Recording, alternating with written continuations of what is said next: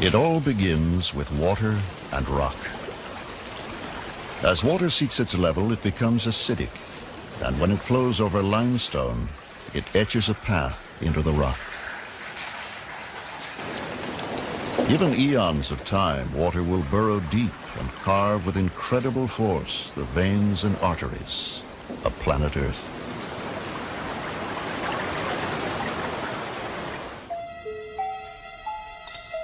So the underworld of caves is born. And after torrents have done their work, patient drops do more wonders in 1,000,000 years or so. Look now on a landscape no one dreamed existed just a few years ago. Here are bizarre and fantastic treasures that stun the eye and strain the imagination.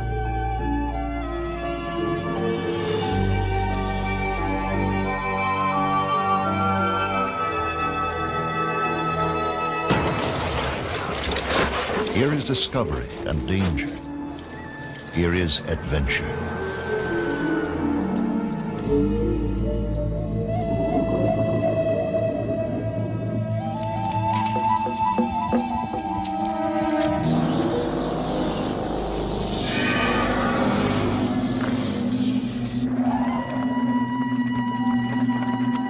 In New Mexico, members of a National Geographic Society expedition explore the world's newest and most exotic major cave. They are following one of man's most ancient imperatives, to seek and understand the unknown.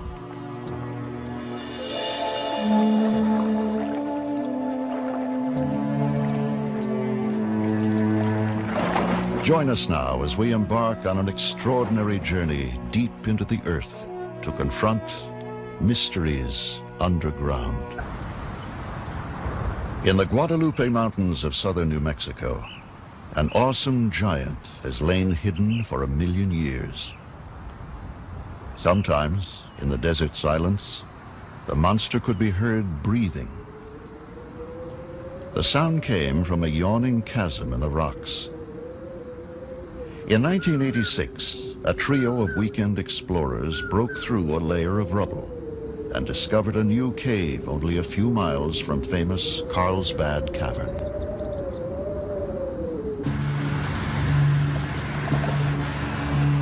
Although the cave entrance lay inside Carlsbad Caverns National Park, park officials allowed qualified cavers to explore it.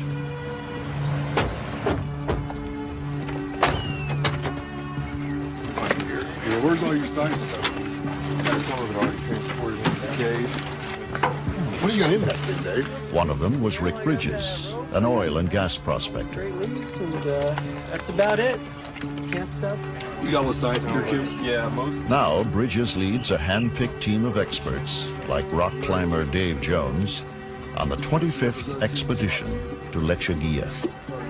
You got the survey gear in? Let's see, data logger and the... Research geologist Kim Cunningham will handle the science studies for the expedition. So Nuclear test engineer Ann Strait is an expert in surveying and mapping caves. And specialist cameraman from England, Sid Peru, will be the first to document Lechuguilla on motion picture film.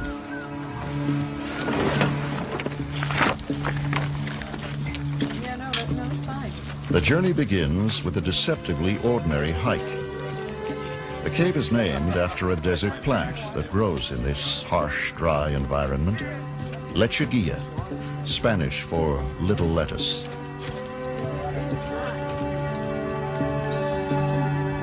"40 people will support the venture, including 2 support teams to pack in supplies and batteries for photographic lights. On high.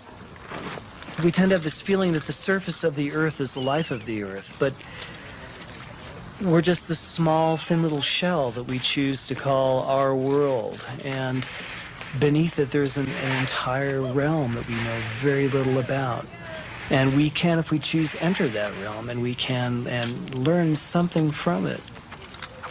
I will never go to the moon, but I can go to a cave that nobody else has been to, and have that same elation of exploration and the sense that I've gone where no one's gone before. On your way. I would like to think that if I lived in another time, I would have been an explorer. You know, had I lived in the late 1700s, I would have wanted to know what was across the Appalachian Mountains. If I'd have been around when Lewis and Clark went to the coast, I'd have liked to have gone with them, you know. And I think most people that cave at this level and do this kind of exploration feel that way. Here, Bridges and his companions excavated to break into Lechuguilla for the first time. Now the entrance is protected by a lockable hatchway. Through this tiny aperture, the cave breathes, blowing air out or sucking it in to equalize with the barometric pressure above ground. Winds up to 60 miles an hour howl out of here, hinting at the vast underworld below. Today, this is Lechuguilla's only known entrance, and there may never have been another. For 1 million years, this place has lain undisturbed. In a real sense, it is a primordial world, untouched by all but microscopic forms of life. On route! Whew. It's a long ways down. See you guys on the bottom. Dave Jones starts down the 150-foot pit called Boulder Falls. It was here that the first explorers realized what a vast place they had discovered. As you progress down, it gets steeper and steeper, and pretty soon you're free hanging, but your feet are still against the rock. And all of a sudden, you rappel by this little ledge, and there's no more rock, and there's nothing in any direction.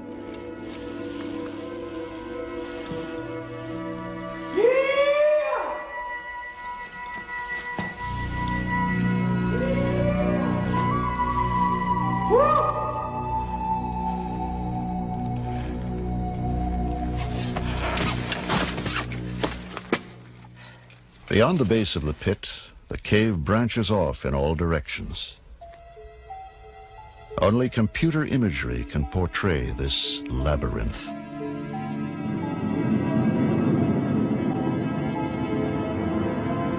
After the May 1986 exploration, the cave was known to be 700 feet deep and more than half a mile long. Today, the system totals 60 miles and plummets more than 1,600 feet. Twisting capillaries and veins pierce the earth in all directions.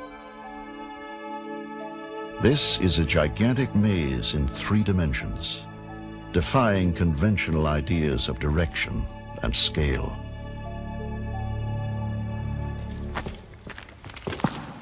Footprints remain forever in this fragile environment. Plastic ribbons keep cavers on main trails. Expeditions into Lechuguilla have been likened to exploring Everest, only in reverse. What's that one handhold? The team is headed for base camp, still hours away.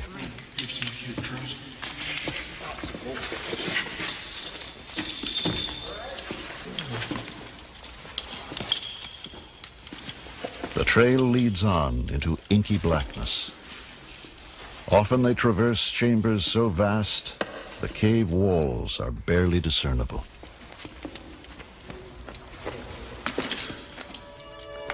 Gypsum crystals sparkle along the route. Now cavers encounter Lechuguilla's fantastic decorations for the first time. Helictites and gypsum flowers extrude from the walls. Fragile gardens that have taken centuries to blossom, as minerals have been squeezed from the rocks like toothpaste from a tube. Beauty abounds. These jewels of the underground are exquisitely delicate needles of selenite.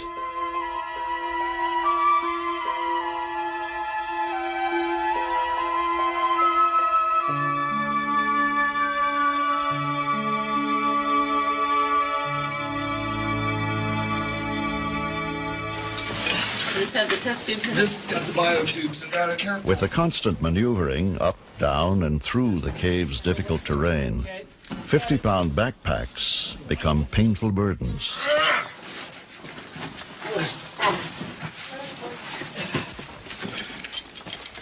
There's a lower rift, Dave, where we climbed out of Captain Hook's ladder. Always in Lechuguilla, danger is not far away.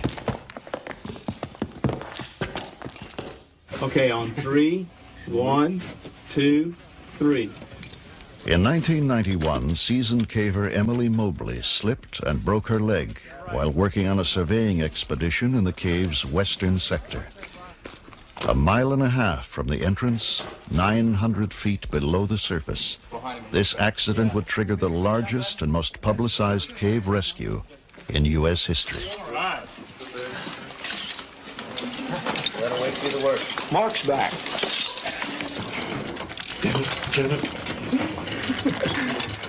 That's a good speed, guys.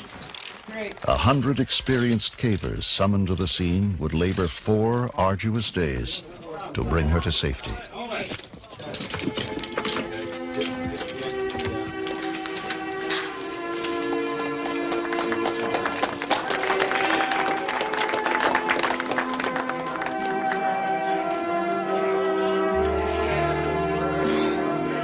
The bond of comradeship that unites the caving community was seldom more evident than during this emergency.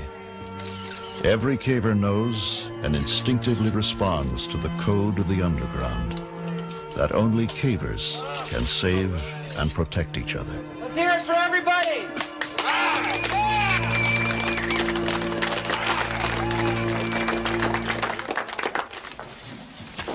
After almost 4 hours, the expedition reaches Lake Labarge, the first sizable body of water to be discovered in this branch of Lechuguilla.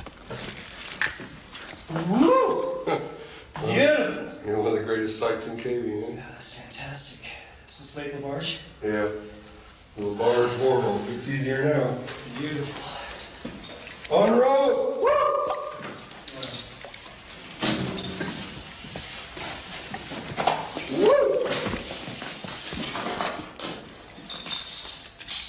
The lake completely blocks the way ahead. Cavers had to wade it until they found a detour. Tricky, but possible.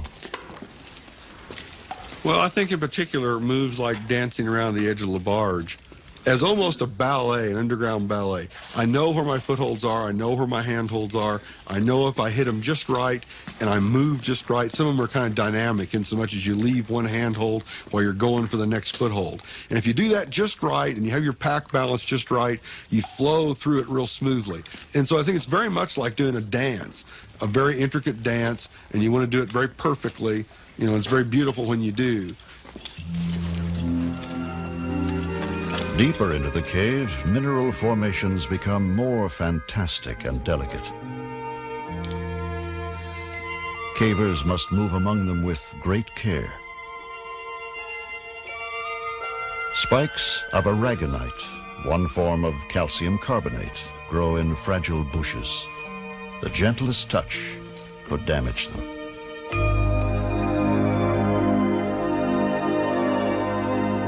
There is infinite contrast here.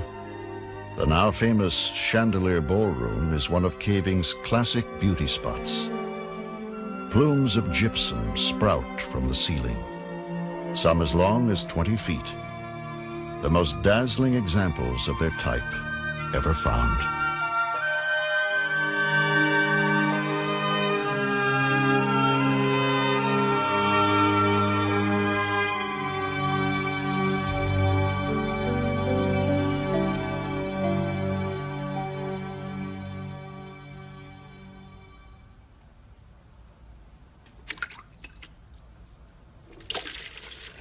Utter silence pervades Lechuguilla. The only sound is made by the intruder.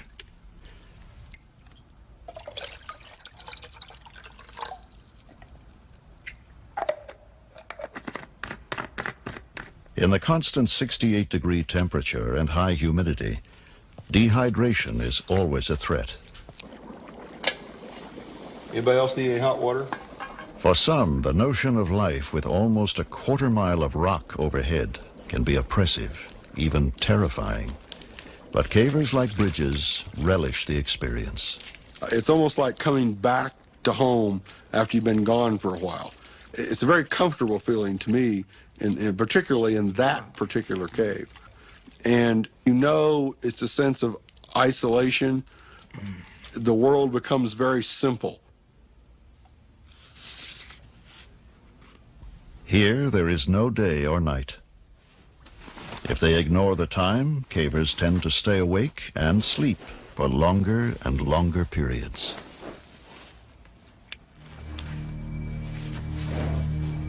In Lechuguilla Cave, there is little evidence of life, but this is rare.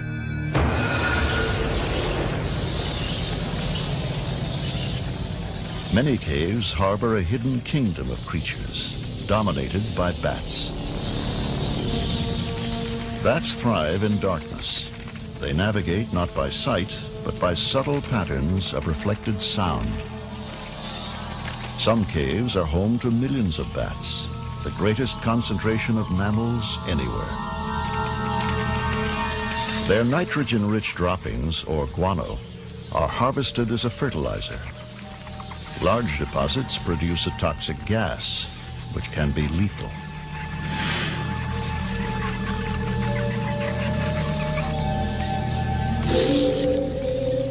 Mountains of bat guano support the intricate food chain underground. Sometimes an injured bat or a baby falls into the guano and itself becomes food. Within minutes, the bat is reduced to a skeleton.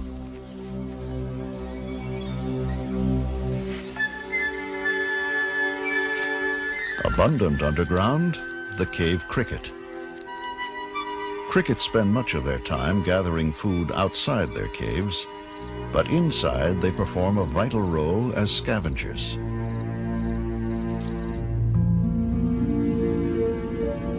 In mute testament to their environment, fish have evolved here without eyes.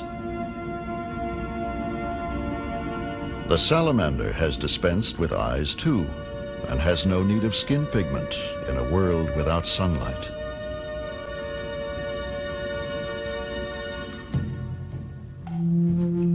People have probably always found shelter in caves. Thousands of years ago, as much of the world still lay in the grip of the last ice age, prehistoric hunters left spectacular evidence behind them.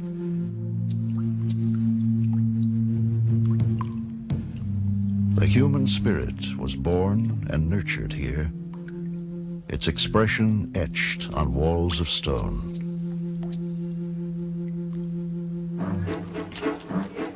By the early 20th century, most people lived elsewhere, but science and curiosity drove some to explore deeper underground. Magnesium flares lit the way, filling dark voids with light. Geologists squeezed into subterranean chambers, seeking to understand their origin and structure.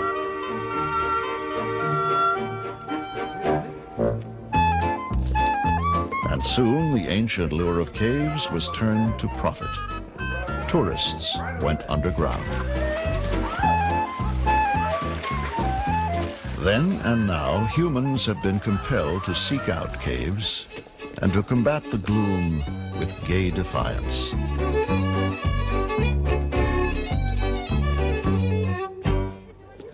In the United States, New Mexico's Carlsbad Caverns was declared a national park in 1930.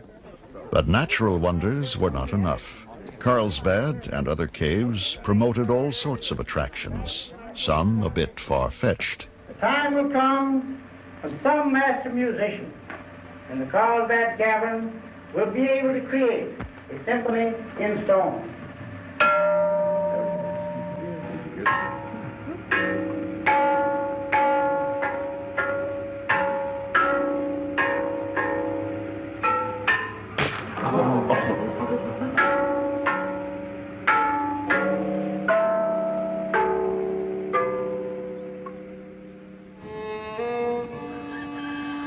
Many parts of the world are known for caves. Because most lie on limestone bedrock, the soil is often thin and life is hard. So it has often been in the remote uplands of Kentucky. But the automobile brought a new source of wealth. City folks eager for amusement.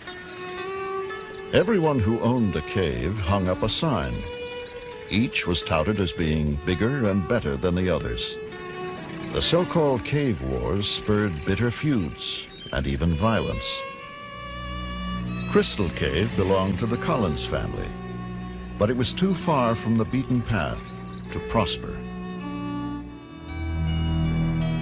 37-year-old Floyd, one of the Collins boys, was determined to find a cave closer to the highway. He set off alone on a cold winter morning in January 1925 and squeezed into a narrow, twisting crack in the earth never before explored. 100 feet or so into the tight passageway, Floyd dislodges a rock that falls on his leg and pins his left foot.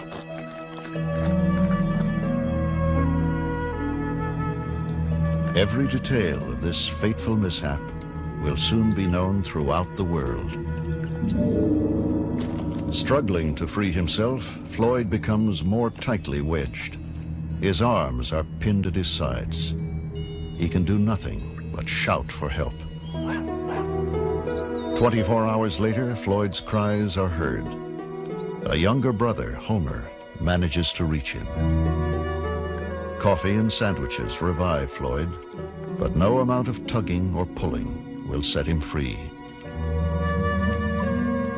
Would-be rescuers knock down more dirt and rocks. Soon more help arrives, but rescue efforts are clumsy and disorganized. Curious onlookers begin to gather. They become restive and quarrelsome. A week goes by. Floyd is still alive, and the crowd swells to thousands. It becomes a carnival. Souvenirs are sold, and moonshiners arrive on the scene. It's hard to maintain order, and the National Guard is summoned. Skeets Miller, a 21-year-old newspaper reporter, braves the tortuous passage 7 times to comfort Floyd and describe his plight. Miller takes down food and drink and an electric light bulb to keep Floyd warm. In bitter cold and rain, little more can be done for him. When a cave-in blocks the passage, a rescue shaft is begun.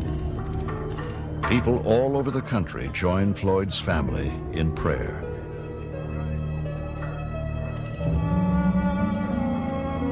Floyd's brothers expect the worst.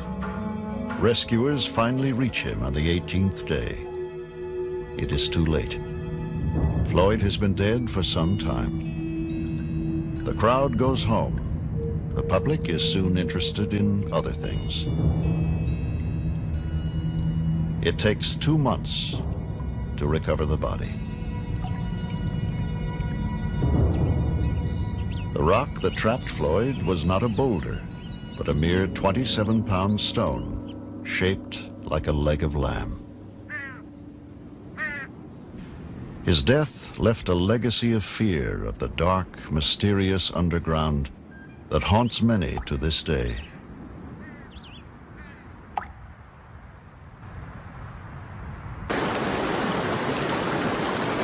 Today, there are about 16,000 devotees of caving in the U.S. Here, where Tennessee, Alabama, and Georgia meet, the countryside is studded by deep pits, vertical caves, the delight of weekend enthusiasts.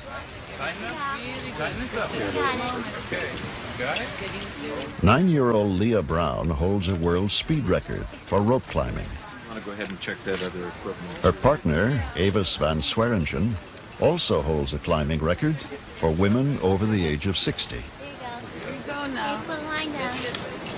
With skill and courage, they suspend their lives on a slender thread.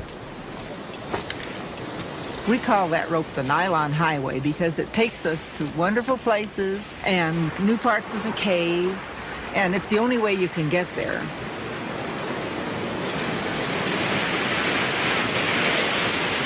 If I'm the first one down a drop, and I have been the very first person to ever go down a drop, if we can't really tell if the rope reaches the bottom, the person who goes down first wears their climbing gear too, so that you can put your climbing gear on the rope and come up.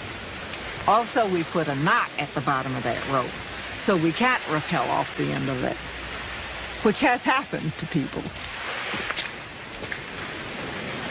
I like the deep pits because when they're deep, you get to go fast more. That's why I like the deep pits. Because the short ones, you don't get to go fast very long. The first time I did it in a pit, it was only a 90-foot pit. And I didn't get scared. I don't get scared very easily. I like going fast. When I go down fast, the floor is real tiny and then it starts getting bigger and bigger. And I like to watch that.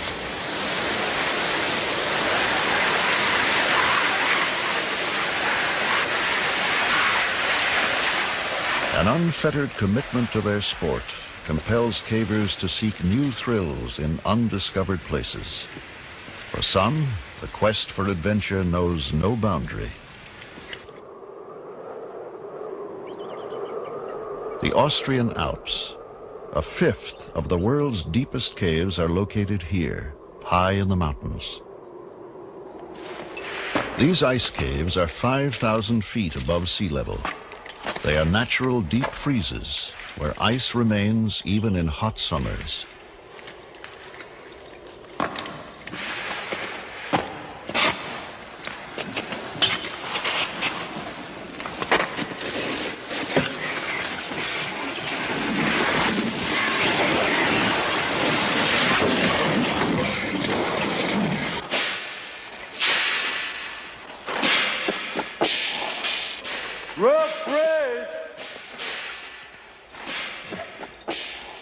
Here, geological time is condensed.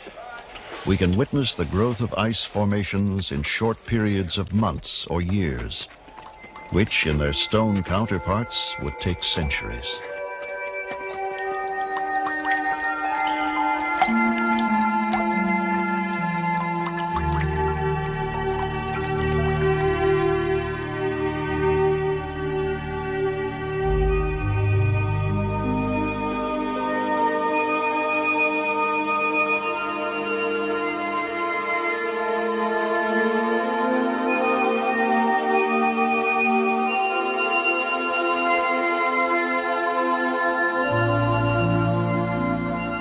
From year to year, these caves are never the same. As they thaw and freeze again, the fantastic ice formations are ever-changing. Few places on Earth are more beautiful or more treacherous, with perhaps one exception. Some cavers have merged their love of the unknown with a passion for diving, venturing into a bizarre world underground and underwater.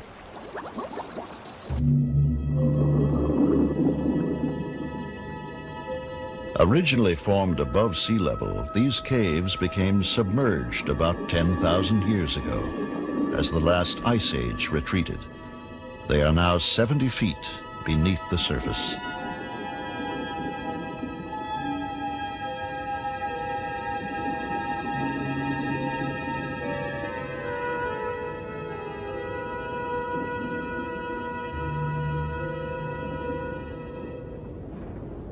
Underwater caves are death traps for the inexperienced.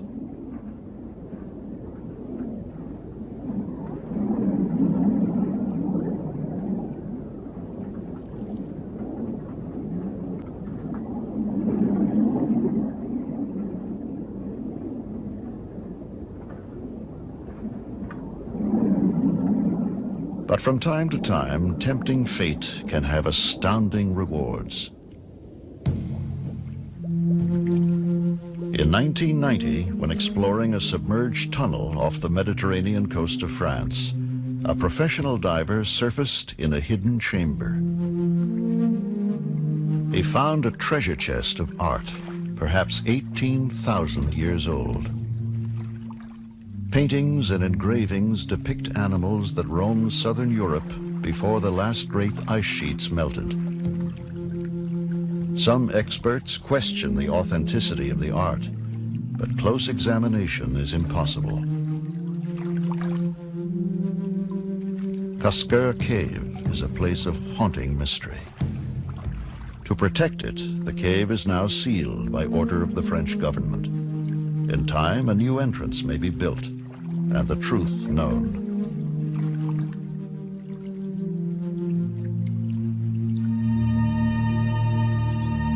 An expanse of sinkholes and depressions pockmark south-central Kentucky, where, beneath the surface, the limestone is riddled with caves. They are everywhere, an integral part of the landscape. This is Floyd Collins country, and the contest to attract the tourist dollar still rages on. The star attraction is Mammoth, the world's longest cave. A national park since 1941, the cave now draws more than 500,000 visitors a year.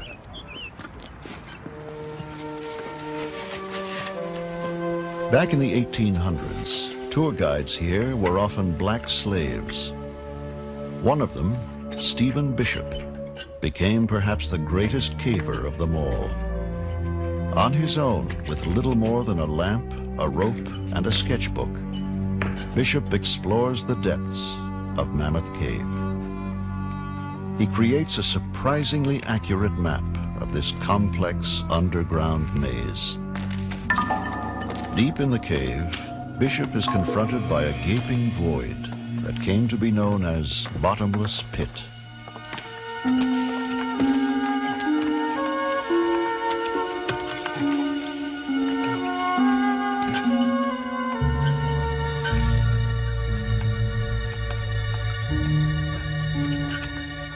Beyond, Bishop explores regions that had never been visited in his time. But in these remote reaches, he finds evidence that someone has preceded him.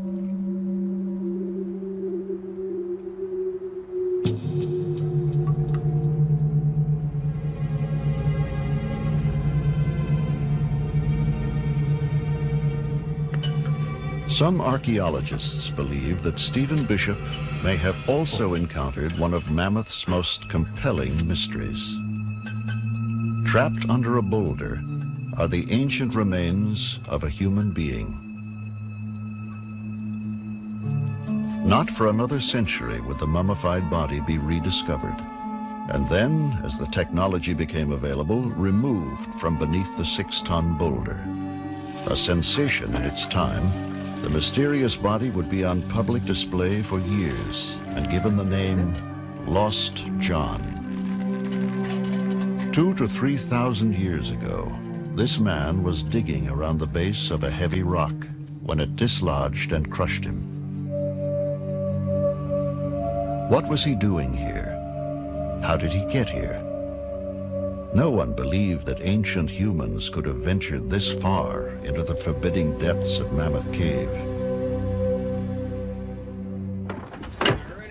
Today, new evidence helps to answer these questions. Archaeologist Ken Tankersley has spent years investigating the traces of ancient humans in Mammoth. Armed with cane reeds collected near the park, Tankersley simulates the methods prehistoric explorers would have used here.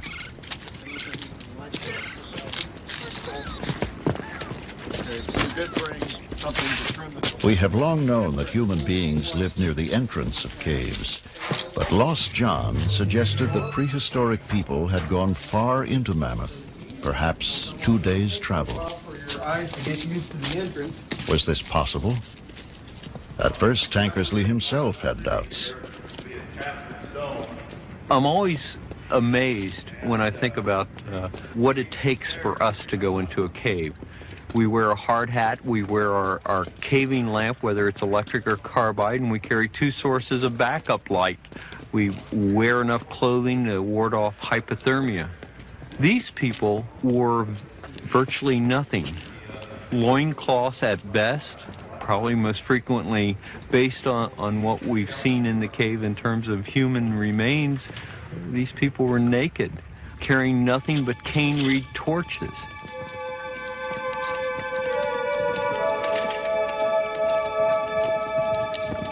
The reed torches were the only light source available to ancient humans. They produce surprisingly efficient illumination and conjure ghosts from the heavy shadows.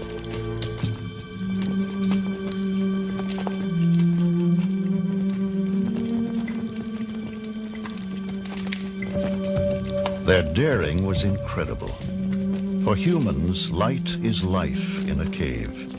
But these explorers traveled up to 12 miles with nothing but reed torches between them and a horrible fate.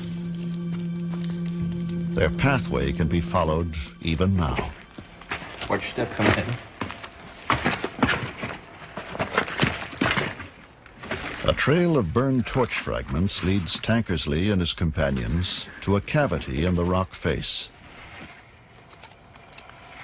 Digging marks and a crude implement are evidence of some kind of activity here. Yeah, that's magnificent. Notice the cut edge. That's a primitive tool, one of dozens found deep in the cave. What was it used for? Another clue. A rich seam of selenite crystal courses through the rock face nearby. Specimens that we found on Campbell Ledge. These findings prove that prehistoric people were engaged in widespread mining of crystals throughout the cave. The scale of the operation was staggering. Tons of material were removed. The mining continued without interruption for over 1,000 years. The ancient miners took selenite and other minerals from the cave. But what they were used for remains a mystery. As medicines, or ornaments, or for use in rituals. Perhaps all 3. Just as mysteriously, around the time of the birth of Christ, the mining suddenly ceased. As yet, no one knows why.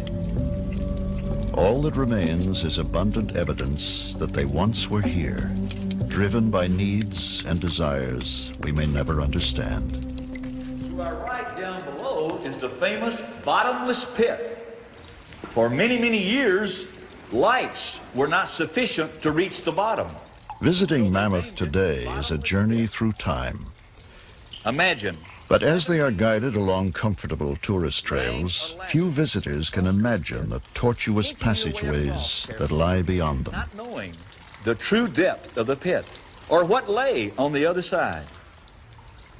Reaching the other side, they were surprised to find an avenue over there and more cave.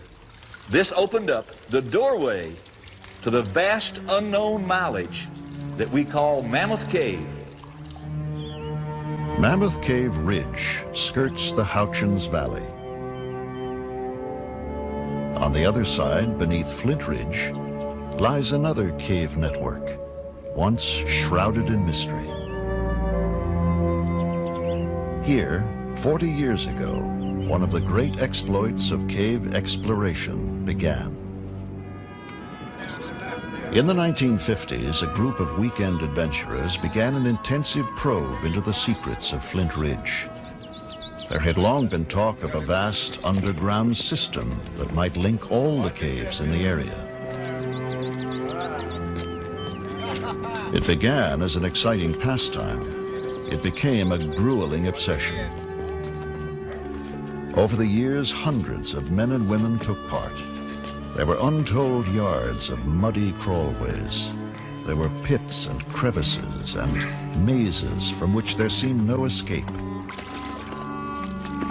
Flint Ridge developed its own colorful place names: the Corkscrew, Shower Shaft, Agony Avenue. But the cave grew until Flint Ridge alone was pushed to nearly 90 miles. And if it could be connected to Mammoth, then this was the underground Everest, by far the longest cave in the world. In the summer of 1972, a team entered Flint Ridge to probe a tantalizing passage that led toward Mammoth. It took 7 hours to reach the end of the known passage. Then they tackled what would be called the tight spot. It seemed impenetrable.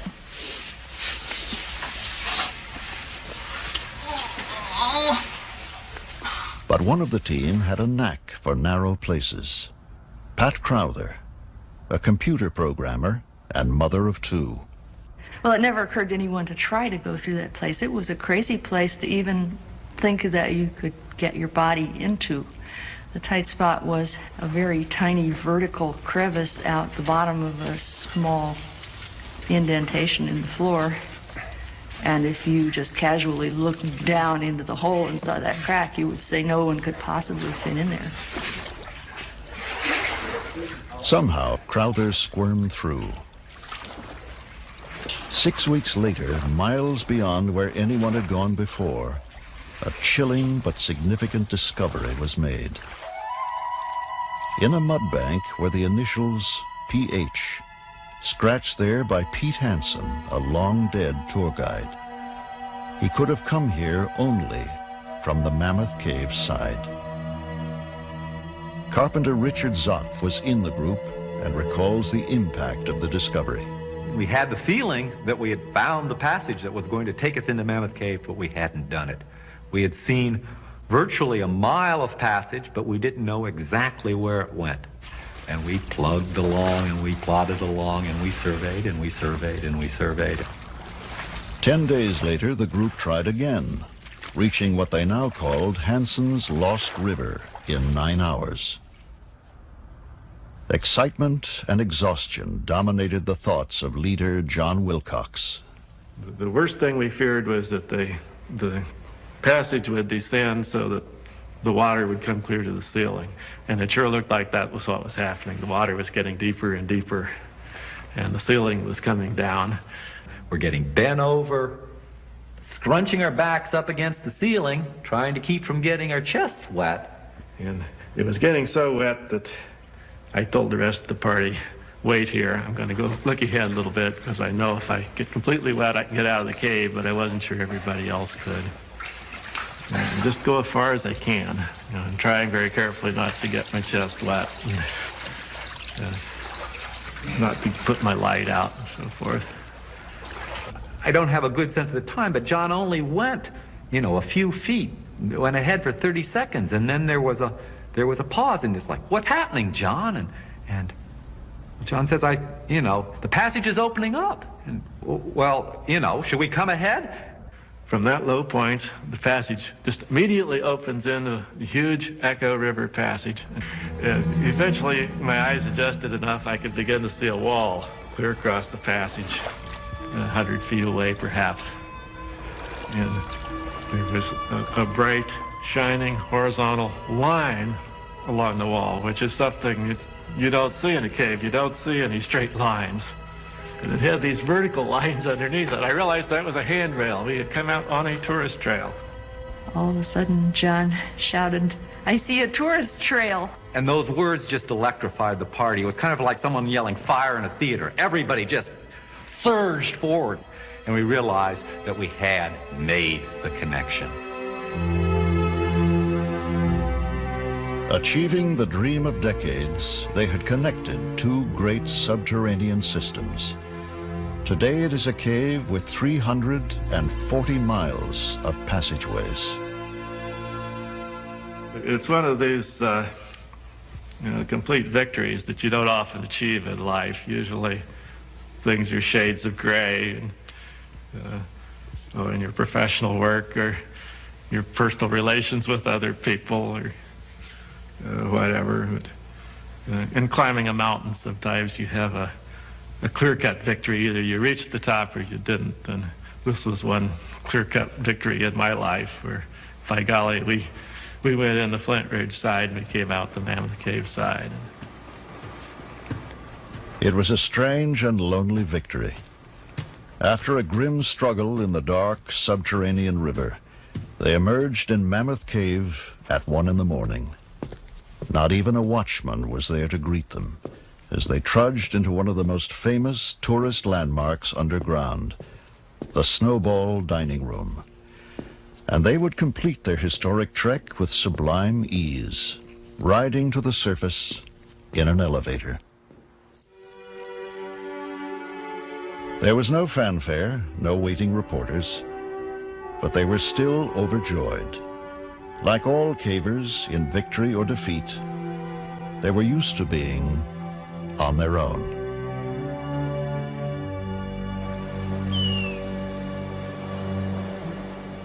Beneath the New Mexican desert, the National Geographic expedition to Lechuguilla begins its second week underground. The cave's beauty is now legendary, but there is more to discover here. High on a hill deep within the heart of the cave, a mystery unfolds.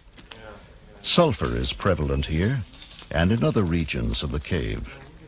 And tiny bacteria are found in these deposits, along with fungi that feed on them. In turn, the bacteria may feed on the sulfur, thriving in eternal darkness. Evidence indicates an unusual genesis for Lechuguilla.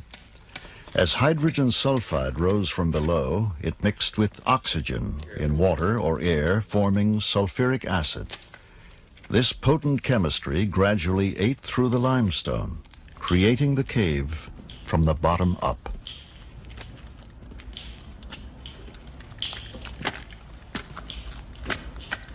Lechuguilla's vulnerability to human impact may preclude it from ever becoming a public show cave.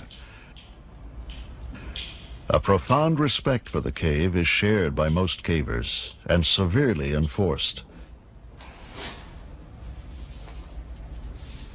Special shoes are worn for traversing formations where boots may mar exquisite flowstone.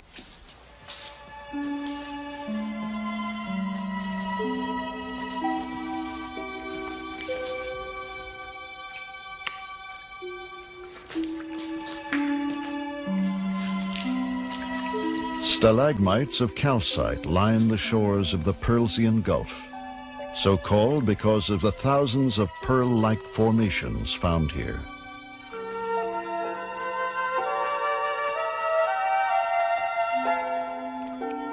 Looking like fried eggs, this kind of cave pearl is built up from calcite in the water. Another variety of cave pearl forms when a single grain of sand becomes coated with calcite. Over time, the relentless dripping of water swivels the grain, and the coating becomes thicker, like the creation of a pearl in an oyster.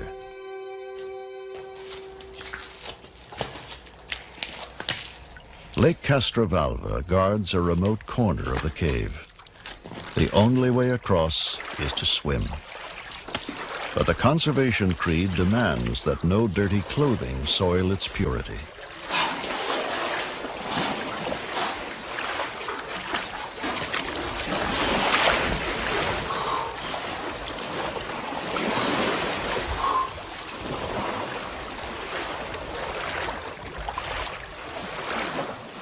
The air and water temperatures are the same year-round, 68 degrees.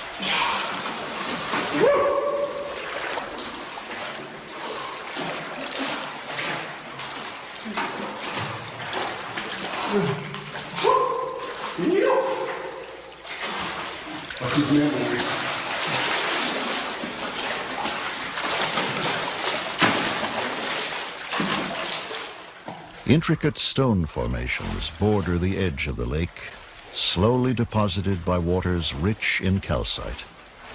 For eons, these exotic shores have been still and silent, calm, until now.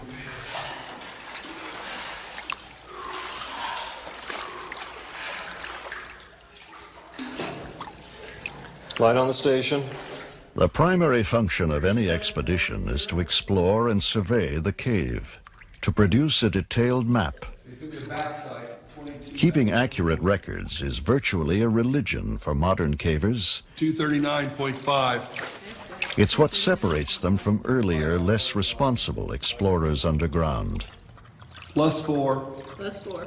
Finding something new is the first great thrill of caving. The second comes later, finding the way out. Each night, the latest survey data are typed into the computer to produce an updated map. At the same time. Yeah, it's fairly coarse. The ancient skeleton of a ring-tailed cat. Kim Cunningham examines one of the riddles of Lechuguilla. But it's a mystery. I mean, altogether, it's a mystery how he got down here. We're 1,000 feet below the surface. Many vertical pits and long passages to get here, so he was a heck of a caver. He's evidently died right on the margin of this old pool system here, so I would imagine possibly he was alive when he was down here, came to the pool to drink, only source of water he could find. And maybe the mineral content was very high. It was not a good pool to drink from, and that may have been what killed him. The only problem with these units is the amount of trash. The amount of carbon dioxide in the cave atmosphere is measured. If the level down here is the same as on the surface, it could indicate other openings yet to be discovered. Somewhere within the cave's vast system, the air is being disturbed. There is noticeable movement. Still, Lechuguilla refuses to yield its secrets easily. It remains alien and strangely beautiful. A landscape from another world.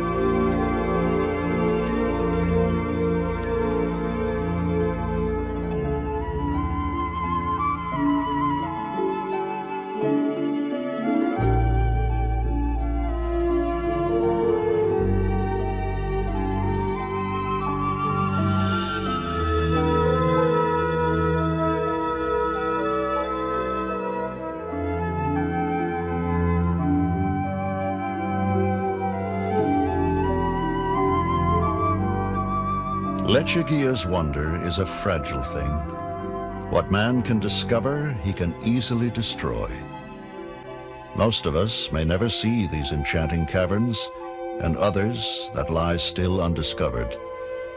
But perhaps it will be enough to know that they are there.